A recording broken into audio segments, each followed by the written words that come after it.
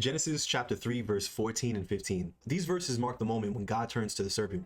For the first time, there are no questions asked, no space for conversation, no chance to respond, no judgment. Because you have done this, God curses the serpent physically, condemning it to crawl and eat dust. But then comes something even deeper, a prophecy. I will put enmity between you and the woman, and her seed will crush your head. And this is the first whisper of the gospel, the first glimpse of redemption, the first hint at the evil that won't win. In this clip that you're about to see, I go deeper into Genesis chapter 3, verse 14 and 15 from one of our live stream Bible studies that we do just about every single day at 11 a.m. Eastern, walking through the word one verse at a time. So if that sounds like something you want to be a part of, go ahead and check to see if the subscribe button is clicked. And also make sure that the bell icon is clicked as well. That way YouTube can notify you the moment that we go live. And stick around until the end of the video because I'll be asking a reflection question to help this verse move deeper into your spirit, not just in your mind. You can keep your answer private, you can share it in the comment section, or you can message me directly at philipanglade.com, where all of my social media, projects, and contact info is listed.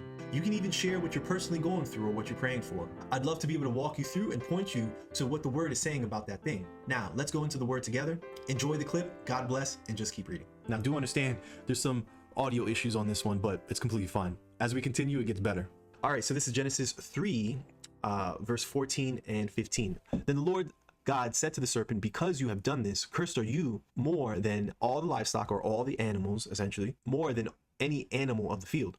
On your belly you shall go, and the dust, the same dust that that made Adam, same dust, and the dust you shall eat all the days of your life, and I will make enemies of you and the woman, and of your offspring and her descendant. Oh, it doesn't say descendants. It says descendant with no S. And you see it's capital D. Descendant, Jesus. Of your offspring and her descendant. All he needed was one. All he needed was one.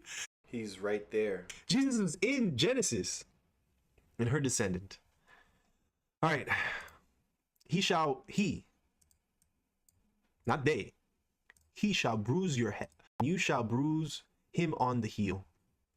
Very good. All right, so we went through a lot of Hebrew in this particular section right here. You know, I encourage you to slow down and to be able to go through this portion right here. But let's get into it. So here are my observations on our live stream. So Adam and Eve were questioned, but the serpent wasn't. God went straight to judgment.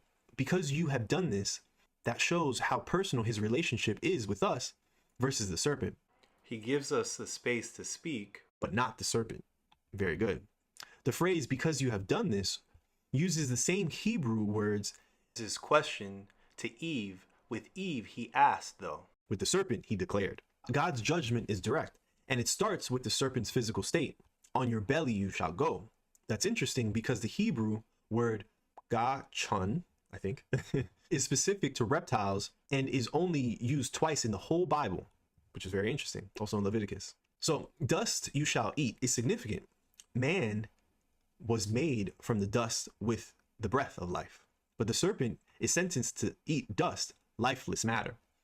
That's a strong symbolic picture of spiritual death. Then God shifts to rational judgment. I will put enmity between the serpent and the woman.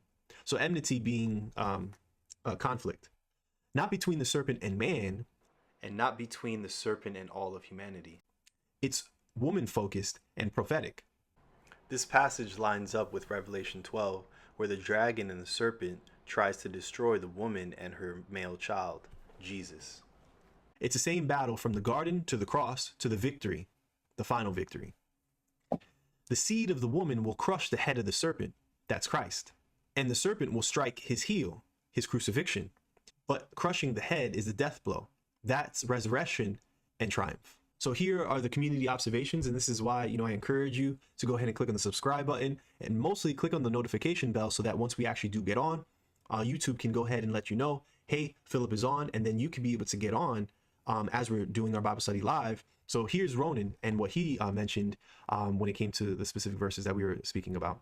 So God didn't give the serpent a chance to respond. No space to deceive or deflect. I thought this was great. Just immediate judgment. So he didn't even give him a chance to speak, right?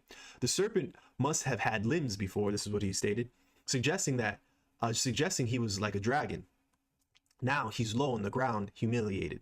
And I guess that's what it mainly is, because I had the question, well, what was the purpose of the first thing that God said was, on your belly you shall go. But I'm seeing maybe it was a humiliation of him.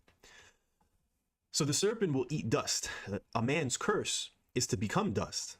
As we continue through Genesis, through the end of chapter 3, it speaks about, the man, dust, you came and dust you shall return. So the man's curse is to become dust. That's a spiritual image. Satan is cursed to try to consume what is already dead. Those without God's spirit, 100%. Oh, man.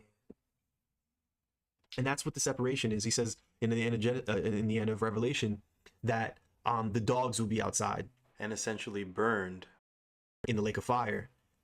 And that's that separation where all who are not in the book of life will have this specific death. Well, they will be consumed by Satan at that time. It's totally unfortunate. And this is why we must do what it says in John 15, which says, remain in me and I'll remain in you. And the word will remain in us. And that life, that the fruit of life will remain in us as well.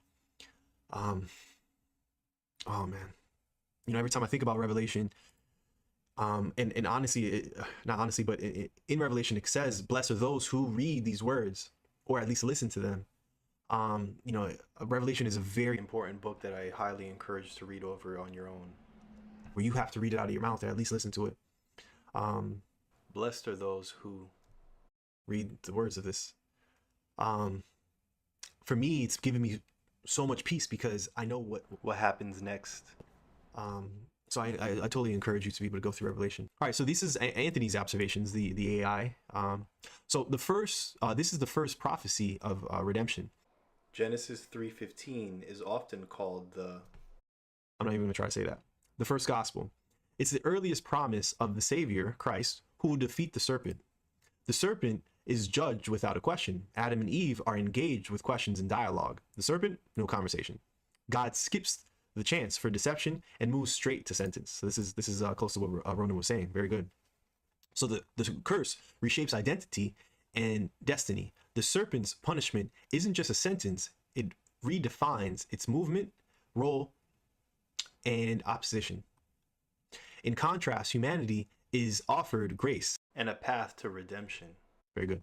So here is the reflection question. I truly, encourage you to be able to go through this question. You can be able to answer it for yourself. You can be able to write it in the comment section below, or you can be able to contact me directly on Facebook and Instagram. All my details are on philipanglade.com. You can be able to go ahead and find all those details there. God steps in and speaks judgment, but also offers a promise of victory. In what area of your life does it feel like the serpent is still striking? And how might God's promise to crush his head change the way you respond? So here's my response, and I encourage you to have a response as well. There have been times I felt like an outside force is trying to shake our household. But thank God for his promise. I know my foundation is secure. In my mind, my heart, my spirit, I find rest in the shadow of the Almighty, from Psalm 91. No matter what happens or has happened, I have peace because I know he is in control. He has placed me and each of us in this moment for a reason, his will. That truth gives me constant peace. And even here's the thing, guys, like, I'm human just like all of us, but thank God God lives in me. And the reason why I say I'm human is because there's times that I will kind of zone, and I'll get into like a state. And honestly, I don't like that state. It happened today. There's times that I get into a state and just start thinking. But then the Holy Spirit comes back and it kind of slaps me in the face like, hey, I got you. And it makes me, okay, let me keep going. And I pray that happens for you as well, because if it's happened to me and I'm constantly in the word, I do my best to be able to stay positive and keep on going, and even with the rocky state that we're currently at, I still thank God for everything that he has, that we do have. And it brings me that set of peace. Like, I know God is in control. I know God has put me in this particular state for a reason, to be able to go ahead and get through. I'll go into Romans 5, 3-5. I literally have it on my daughter's desk over here. And this is what they read before they start doing their work. It says, we rejoice in our sufferings, knowing that suffering produces endurance, endurance produces character, and character produces hope. And hope does not put us to shame, because God's love has been poured out into our hearts through the Holy Spirit who has been given to us. 100%. And I gotta constantly, remind myself, and I pray that, you constantly remind yourself that he is in full control, and everything that goes on is for his will. So that was Genesis chapter 3, verse 14 and 15. No questions, no judgment, but also a promise. The enemy may strike, but the seed will crush. That seed is Christ. And the blow is final. This is the beginning of the end of the serpent, and the beginning of hope for us. Really excited to be able to go through the word all the way to the end of Revelation. So since you're going to be continuing with us throughout the playlist, here's a way to stay organized. Click on the like button right now. Then do it again at the start of every new video that you start in the playlist. That way, when you scroll through later, you'll see exactly which ones you've already completed, because they'll be marked with a like. This is an easy way to keep track of your progress on YouTube. And if this verse spoke to you in any way, take a moment to write it down in the comment section. What did the Holy Spirit highlight for you? I read every comment, and sometimes I include it in the next video. So if you want to connect deeper, you can also visit me at philopanglade.com, where all of my social media, projects, and contact info is listed. You can even share what you're personally going through or what you're praying for. I'd love to be able to walk you through and point you to what the word says about that situation. We're walking through verse by verse of the Bible together. I'll see you on the next one. God bless, and just keep reading.